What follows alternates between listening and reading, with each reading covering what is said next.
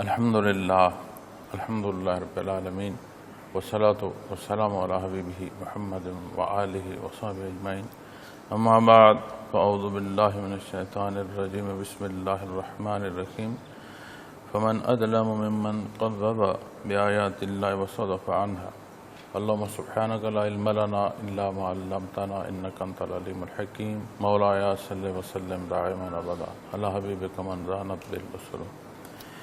معزز سامعین کرام، السلام علیکم ورحمۃ اللہ وبرکاتہ.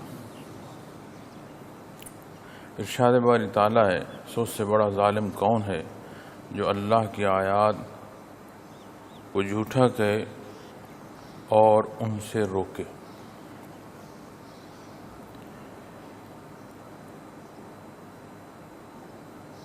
ظلم کے حوالے سے جب بحث آئے گی تو لا محالہ بات عدل پر آ کر اختتام پذیر ہوگی، چونکہ اگر رات کی یا اندھیرے کی بات کی جائے گی تو دن اور اجالا لا محالہ مقابل بات پر آئیں گے. اسی طرح جب عدل نہیں ہوگا تو پھر ظلم ہوگا، اور ظلم میں جو سب سے بڑا ظلم ہے، ظلم عظیم جسے قرآن عظیم نے کہا، وہ شرک ہے.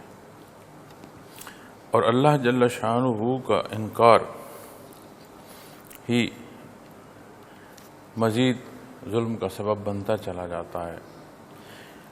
آیات قرآن کریم کا جب انکار کیا گیا تو نبی کریم صلی اللہ علیہ وسلم کا انکار ہوا، اللہ جل شانہ کے کلام اور حکم کا انکار ہوا، اور مقابل اپنی انا، اپنی وہ پرستش جو اپنی رضا سے اختیار کی گئی، چاہے وہ بت ہیں یا چاہے وہ چاند ستارے یا سورج کی بات ہو. تو اللہ کریم نے یہاں ارشاد فرمایا کہ اس سے بڑا ظالم کون ہے جو اللہ کی آیات کو جھوٹا کہے. اب اللہ کریم کی آیات کو جھوٹا کہنا ہر دو پہلو سے، کہ اس فرمان کا جو اصول ہے یا جو وجود ہے، جس حوالے سے بات فرمائی جا رہی ہے، اس کا بھی انکار ہے، اور بجائے خود جو ارشاد ہے، بات ہے، اس کا بھی انکار ہے. حالانکہ قرآن کریم کے احکامات جب عمل میں لائے جائیں تو وہ خود بہت بڑی شہادت ہوتے ہیں، چونکہ عمل عین عدل کی طرف بڑھتا ہے اور انسانی زندگی کی جو روانی ہے اس میں اضافہ عطا فرماتا ہے، اور اگر کہیں کمی بیشی ہو تو اس میں بہتری کا سبب ہوتا ہے. اسی بحث کو اگر ہم آج یہ جو جدید دنیا جسے کہا جاتا ہے یا جدت کہا جاتا ہے، اس میں ہم دیکھیں اور اس کا جو آپس کا رابطہ ہے، جو انداز آج رابطے کا ہے، کہ ابھی اسی لمحے اگر میں یہاں گفتگو کر رہا ہوں تو جو یہ نظام یا ٹیکنالوجی ہے، اسے دنیا کے دوسرے سرے پر عین اسی وقت جیسے ہم یہاں مخاطب ہیں، ہم ایک دوسرے کی بات سن رہے ہیں یا بول رہے ہیں، اسی طرح میرا بولنا اس جدت یا اس دریافت کے ساتھ ممکن ہو گیا ہے کہ دنیا کے دوسرے سرے پر بھی یہ بات ابھی اسی وقت سنی جا سکتی ہے. قرآن کریم کے اصول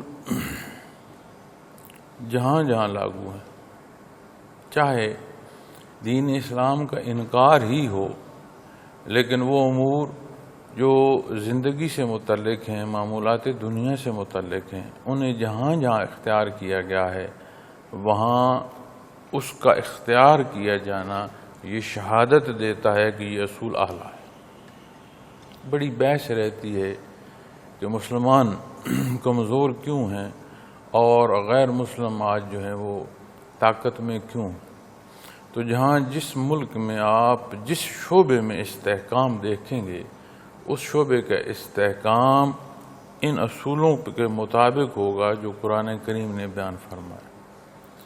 اور ہم مسلمان ہو کر دین اسلام کا اقرار کرتے ہوئے امت محمد رسول اللہ صلی اللہ علیہ وسلم کے افراد ہوتے ہوئے اگر صرف اعلان زبانی ہوگا اور اسے اختیار تک نہیں لائیں گے تو ہم کیسے نتائج حاصل کریں گے؟ بھلے ہم ریاست کو ریاست مدینہ تو نبی صلی اللہ علیہ وسلم کے ساتھ موسوم کرتے رہیں، لیکن جب تک عمل ویسا نہیں ہوگا نتائج ویسے مرتب نہیں ہوں گے۔ اس لیے اگر آپ غور کریں تو ابو جہل نے زندگی بیت اللہ کے سائے میں بسر کی، جسے چاہ بیت اللہ میں داخل ہونے دیا، جسے چاہ بیت اللہ سے روک دیا۔ تو بیت اللہ کے ساتھ زندگی بسر کر گیا، لیکن بدبختی کی انتہا کو پہنچ کر دنیا سے گیا۔ کیوں؟ اس نے حق کا انکار کیا، وہ حق کے مقابل۔ اب جہاں انکار آتا ہے وہاں اس کی اگر آپ شرح کریں تو یہ انکار صرف انکار پر نہیں بات ختم ہوتی، یہ بات مقابل آ جاتی ہے، کیونکہ جب انکار کیا جاتا ہے تو دوسری رائے اختیار کی جاتی ہے، اور جب دوسری رائے اختیار کی جاتی ہے تو بات مقابل آ جاتی ہے۔ انکار صرف انکار تک محدود نہیں رہتا، مقابل لے آتا ہے۔ تو یہاں اللہ کریم نے ارشاد فرمایا اس سے بڑا ظالم کون ہے جو اللہ کی آیات یعنی دلائل کو جھوٹا کہے۔ تب کی بات ہو، آج کی بات ہو یا آنے والے کل کی بات ہو، یہ وہ اصول ہیں جو اللہ کریم نے عطا فرمایا، ان کے مطابق زندگی بسر کرنا زندگی کو بھی سہل اور آسان کرتا ہے، اور وہ پہلو جو مقصد حیات ہیں نہ صرف ان سے آشنائی کا سبب بنتا ہے بلکہ ان کے مطابق زندگی بسر کرنا نصیب ہوتی ہے۔ اور نہ ہو اعلانیہ صرف بات ہو، اقرار ہو، تصدیق نہ ہو تو کیا ہوتا ہے؟ آپ غور کیجیے اپنی روزمرہ کی زندگی میں۔ الحمدللہ ہم مسلمان ہیں، دعوی ایمان ہے، اور وہ جو نہاں خانے سے جس کی تصدیق لازم ہے ساتھ اقرار کے، وہاں جب کمی بیشی آتی ہے تو ہم سچ اور جھوٹ میں تمیز نہیں کر سکتے، حالانکہ سچ بولنا بندے مومن کی پہچان ہے۔ اللہ کریم کا بہت بڑا احسان ہے کہ جس نے سچ عطا فرمایا اس نے سچ اختیار کرنے کی توفیق عطا فرمائی۔ یہ کوئی عمومی بات نہیں۔ آج ہم جب بات کرتے ہیں تو اگر جھوٹ بھی بول رہے ہیں تو وہ بھی اس انداز سے بولتے ہیں کہ کوئی جھوٹا بھی نہ کہے اور سچ بھی نہ بتانا پڑے، تو کسی کو تو ہم دھوکہ دے لیں گے، کیا اللہ کریم کو دھوکہ دے لیں گے؟ کیا جو اللہ کے فرشتے مقرر ہیں وہ بھول جائیں گے کہ بندے کی یہ عمل جو ہے وہ بجائے الٹے کندھے پر لکھنے کے سیدھے کندھے والا فرشتہ لکھنا شروع کر دے گا جس کے ذمہ اعمال صالح لکھنا ہے؟ تو حقیقت میں یہ ہم اپنے آپ کے ساتھ ظلم کرتے ہیں۔ تو یہاں جو ارشاد فرما رہا نا کہ اس سے بڑا ظالم کون ہے، اب اس ظلم کا اثر دوسری طرف اللہ کی ذات ہے، واپس اپنے پر ہی پلٹے گا۔ جیسے وہ آسمان کو تھوکے تو اس کا کیا اثر ہوگا یا اس کا کیا حل ہوگا، ایسے ہی ہے کہ یہ ظلم اپنے اوپر گرے گا اور اپنی تباہی کرے گا۔ دنیا میں بھی زندگی اذیت میں جائے گی، اور پھر آخرت جہاں ہمیشہ رہنا ہے وہاں کے لیے بھی ہم اپنا نقصان جو ہے وہ کرتے چلے جائیں گے۔ اور نہ صرف انکار ہے، وَصَدَفَ عَنَّا، اور اس سے روکے۔ اس سے روکنے میں جب اس میں تحقیق کرتے ہیں تو ایک حصہ روکنے کا ظاہری ہے قوت کے ساتھ ہے، جیسے مشرکین نے دین حق کے راہ میں رکاوٹ ڈالی اور اتنی شدت کی ڈالی کہ ہجرت کرنی پڑی۔ ہجرت اس لیے کی گئی کہ دین پر عمل پیرا ہونا جو ہے انہوں نے محال کر دیا تھا، ظلم اور زیادتی کرتے تھے۔ اور دوسرا حصہ جو ہے روکنے کا کہ ایک ایسی روش اور ایسا ماحول پیدا ہو جاتا ہے کہ اس غلط روش کا اختیار کرنا نہ صرف ذات تک رہتا ہے، معاشرے میں پھیلنا شروع ہو جاتا ہے۔ تو جہاں تو کوئی زور بازو سے روک رہا ہے تو بھی ظلم کر رہا ہے، اور جہاں کوئی ایسی روش دے رہا ہے، ایسا راہ دے رہا ہے کہ جسے اختیار کرتے ہوئے پھر بھی حق کا انکار ہو رہا ہے تو بھی ظلم کر رہا ہے۔ اب ہر دو کی جو صورت ہے اس میں فرق ہے۔ ایک کے پاس قوت بازو ہے، طاقت ہے، وہ اس کا استعمال کر رہا ہے۔ ایک کے پاس طاقت نہیں ہے لیکن خیالات جو اس کے ہیں وہ بھی منفی ہیں، تو وہ ظاہری قوت نہ ہونے کے باوجود معاشرے میں غلطی کے لیے ایک محرک کا انداز اختیار کر رہا ہے۔ اب جس کی جتنی حیثیت، جو نیت تھی اس کے حساب سے اپنا حساب پا لے گا۔ اور دوسرا اس سے اگلا اگر اس کو مزید باریکی میں دیکھیں اور ایک اور پہلو دیکھیں، حق کا انکار اور اس سے روکنا، دوسرے کو بھی اس سے روکنا، اس پر اگر ہم باغور جائزہ لیں تو انسان صرف ذات تک بات نہیں رہتی، انسانی معاشرہ پھر ایک نظم و نسق، ایک ریاست کی شکل اختیار کرتا ہے۔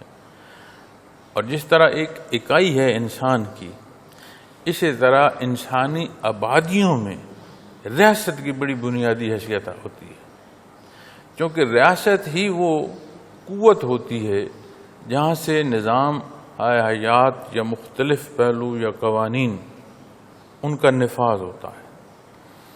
اب جب بات ریاست کی ہم کریں گے اور آج ہم اگر اپنی بات کریں تو کیا ہم یہ کہہ سکتے ہیں کہ جو قوانین بنائے جا رہے ہیں یا جنہیں سوچا جا رہا ہے انہیں قرآن و سنت کے پیمانے پر پرکھا جائے تو وہ کیا درست ہوں گے؟ یا کیا یہ درست ہوگا کہ میں اپنے جو عمارت ہے اس کے ماتھے پر تو یہ لکھ دوں، پیشانی پر تو یہ لکھ دوں کہ لا الہ الا اللہ محمد رسول اللہ، لیکن جب بات عمل کی آئے، جب بات باہم رابطے کی آئے تو میں وہ کروں جو میں چاہ رہا ہوں یا جو مجھے فائدہ دیتا ہے، تو یہ کس معنوں میں جائے گا؟ پھر جب ہم نظام حیات میں اس ریاستی امور کو دیکھتے ہیں اور ان پہلوؤں کو دیکھتے ہیں جن سے ہم اپنے حکمران طبقے کا چناؤ کرتے ہیں، اسے لے آئیں، اس بات کو لے آئیں اپنی ذات اور ایک اکائی تک۔ اب جب میں یہ دیکھوں گا کہ میں اس فرد کی مدد کروں گا یا میں اپنا ووٹ اسے کاسٹ کروں گا جو میری ہر غلطی یا ہر ضرورت کو ہر لمحے کھڑا ہو اور میسر ہو، مجھے اس سے مدد مل سکے۔ اب اس سوچ کے ساتھ جب میں نے اپنی مدد یا اپنا حصہ یا اپنا اقرار حکمران طبقے کے سپرد کیا اور انہیں حوالے کیا اور سبب بنا ان کے چناؤ کا، اب مزید آگے جو وہ کچھ کریں گے، جیسا وہ کچھ کریں گے، تو کیا اس میں میرا حصہ نہیں ہوگا؟ پھر ایک بات ہوتی ہے اختیار ذاتی۔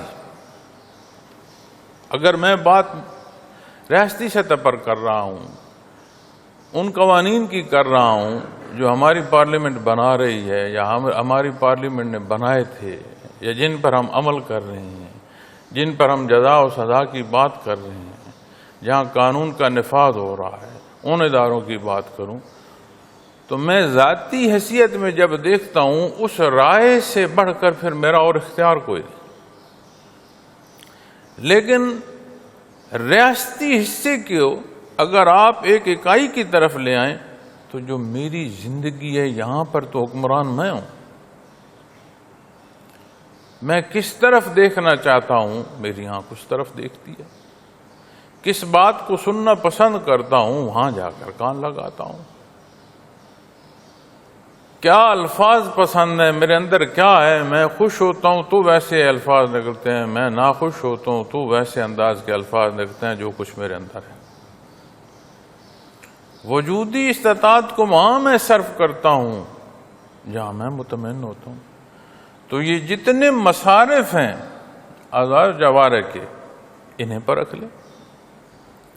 کیا میرے جو وجود ہے، میرا جو وجود ہے اور اسے جہاں میں استعمال کر رہا ہوں، کیا وہ اللہ کریم کی آیات کے مطابق ہے؟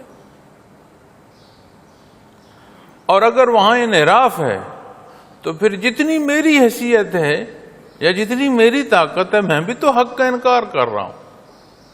اور پھر جہاں نیکی ورع تقوی کے لیے میں رغبت کا یا مدد کا مددگار نہیں ہوں، مدد نہیں کرتا، بلکہ جو خواہشات ذاتی ہیں یا جو نفسانی خواہشات ہیں ان کے لیے لوگوں کے ساتھ رہتا ہوں، تو انہیں روکنے کا بھی سبب بن گیا. نماز کا وقت ہے اور میں کہتا ہوں یار پڑھ لیتے ہیں نماز، کوئی انکار کر رہا ہے بھی پڑھ لیتے ہیں، نہ خود پڑھی نہ دوسرے کو پڑھنے. تو یہ باتیں بڑی باریکی تک چلی جاتی ہیں معزز سامعین کرام، جنہیں ہم عمومی طور پر لیتے ہیں. اور اگر اسے ہی سمجھ نہ ہو تو آپ دیکھیں ہم میں سے کثیر تعداد ہمارے عدالتی نظام میں سے گزرتی ہے، کسی نہ کسی زمرے میں گزرتی ہے، چاہے وہ کسی کے خلاف کوئی قانون کی عملداری کی بات ہو، یا کسی نے اپنے حقوق کے لیے جانا ہو، اپنی وراثت کے تعین کے لیے جانا ہو، کہیں نہ کہیں کسی نہ کسی پہلو سے اس نظام سے گزرنا ہوتا ہے. کبھی کسی نے ایسا کیا کہ عدالت جاتے ہوئے نہ وہ کاغذ دیکھے، نہ وہ تحریر دیکھے، نہ وہ تحقیق دیکھے، کہ جو آئے گا بول دیں گے، جو کاغذ مل گیا دے دیں گے؟ کبھی ایسا دیکھا؟ تاریخ لکھی جاتی ہے، عزیز و اقارب میں بات ہوتی ہے، یاد رکھنا وقت سے پہنچنا ہے، لیٹ نہیں ہونا، دیر نہیں ہونی، وکیل کا پتہ کر لو، منشی کا پتہ کر لو، فائل پہنچی کہ نہیں پہنچی، ایک دفعہ پہلے جا کر وکیل کے پاس تیاری کرائیں.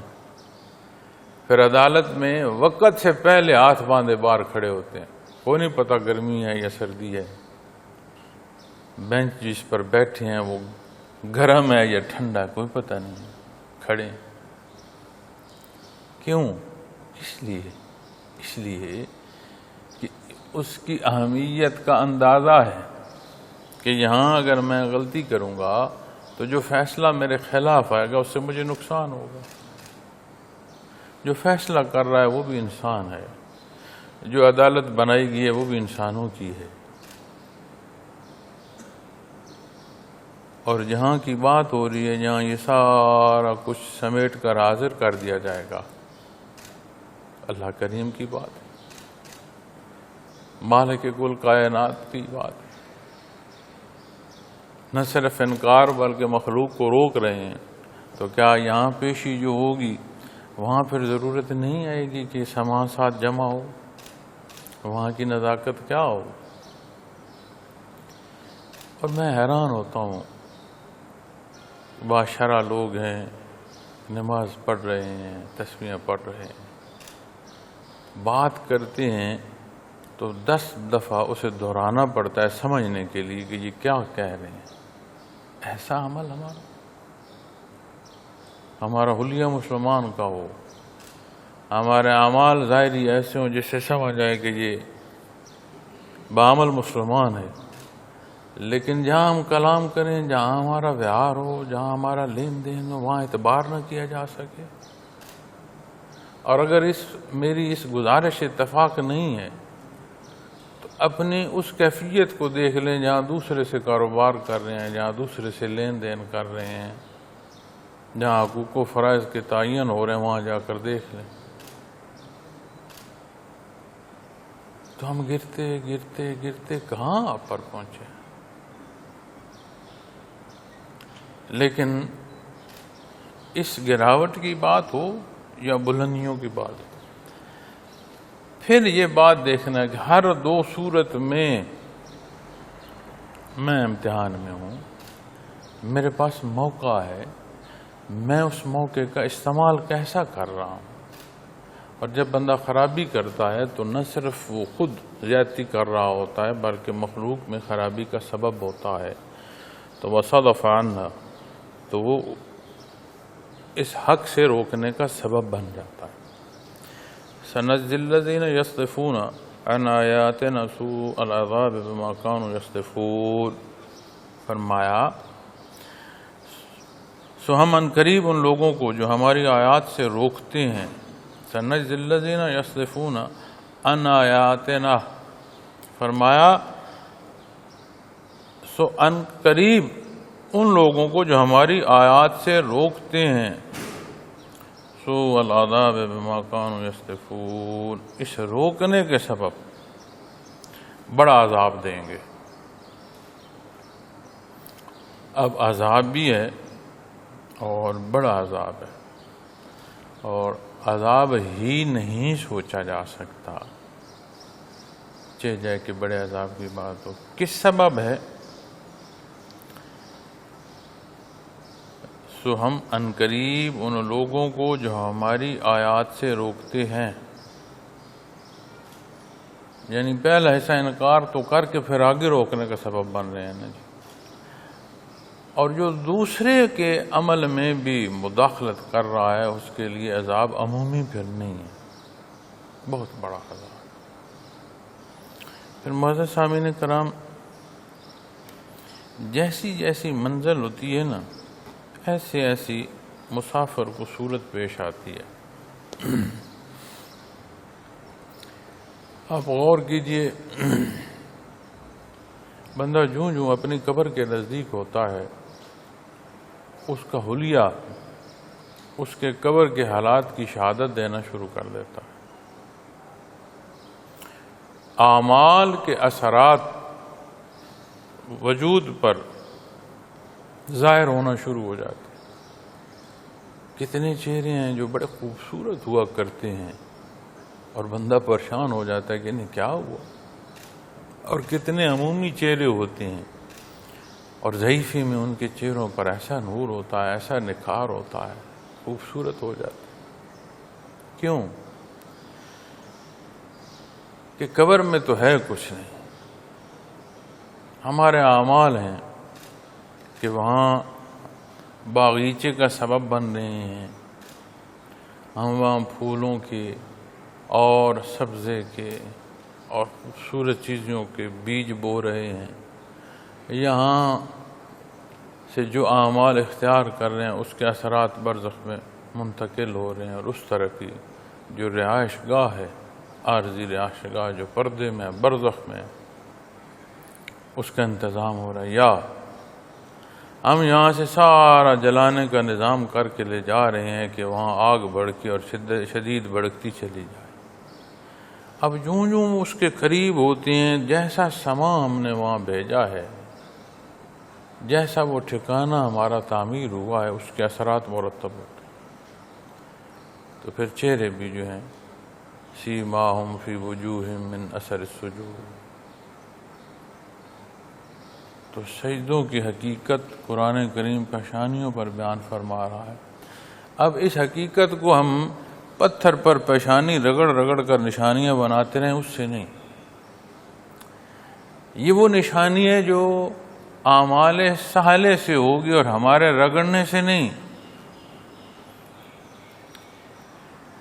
اعمال صالحہ کے نتیجے میں آیا ہوگی، اور وہ صرف پیشانی نہیں رہے گی، ایک پر نور چہرہ ہوگا۔ ہم دیکھتے ہیں اپنی زندگی میں، اللہ کریم یہ توفیق عطا فرمائے کہ جو کچھ ارشاد فرمایا گیا ہے، جو کچھ نبی کریم صلی اللہ علیہ وسلم نے اختیار فرمایا ہے، یہ ہمیں اختیار کرنا، ماننے سے اختیار کرنا خالص نصیب ہو۔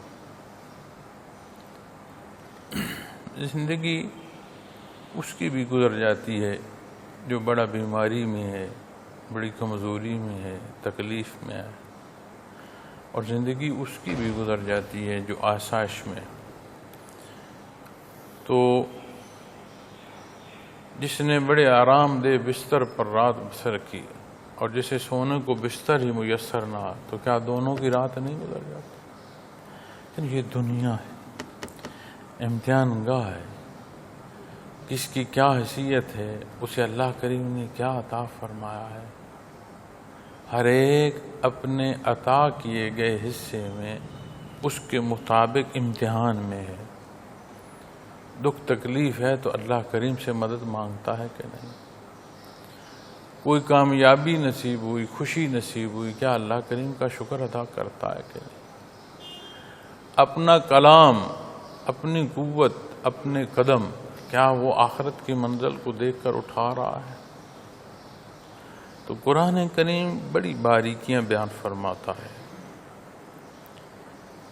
اللہ کریم اسے سمجھنے کی توفیق عطا فرمائے، اسے اختیار کرنے کی توفیق عطا فرمائے۔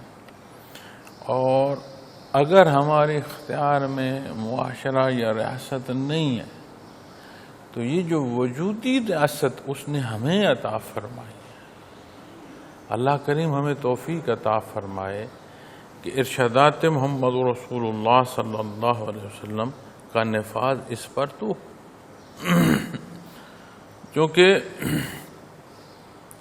حساب کتاب مکلف سے ہے، جتنی استعداد ہوگی اتنا مکلف ہوگا،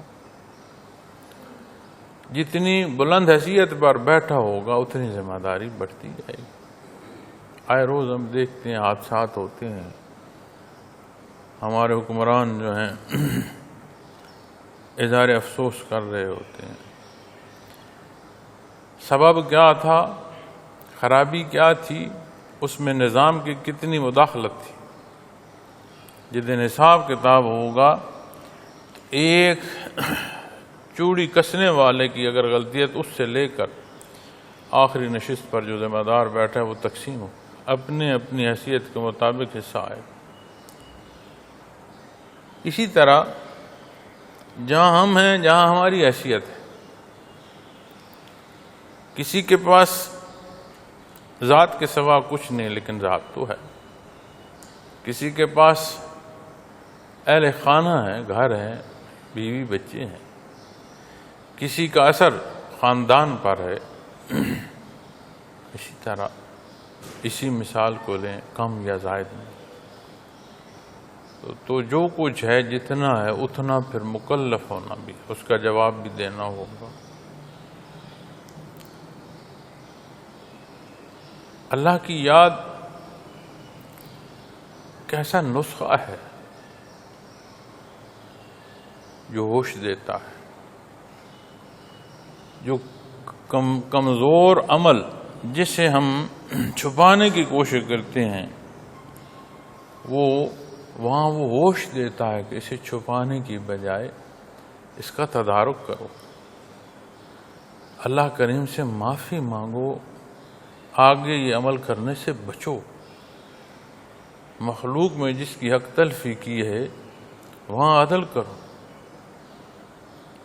تو کیا کسی عمل کے بعد ہمارے اندر کوئی تلازو لگتا ہے، کوئی جھول آتی ہے، کوئی پیمانہ ہوتا ہے؟ اللہ کریم یہ توفیق عطا فرمائے۔ یہ جو جمع ہوتے ہیں اجتماعات میں، اجتماعی عبادات اور اجتماعی طور پر جو تربیت کے نظام بنائے جاتے ہیں، اس سے مقصد مخلوق جمع کرنا نہیں ہے، یہ مقصد ہے کہ جو اللہ کریم کا حکم اور اس کی رحمت ہے، جس میں رہنمائی بھی ہے اور رحمت وہدیٰ و رحمہ، اس کے مطابق زندگی بسر کرنا نصیب ہو، ہم اس قابل ہو سکیں کہ ہمیں باطنی طور پر ایمان کی مضبوطی اتنی نصیب ہو کہ وہ ظاہر میں ہمیں حق پر لا کھڑا کرے۔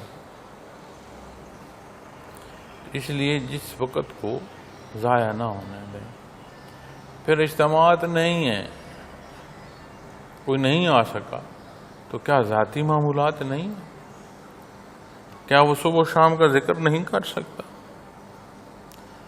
تو اللہ کریم کی یاد اور کثرت سے یاد، یہ جتنے پردے آنکھوں پر پڑے ہوں یا قلوب پر پڑے ہوں، جتنا اندھیرا ہے یہ سب چھٹ جائے گا۔ لیکن مکلف ہیں، دنیا امتحان ہے۔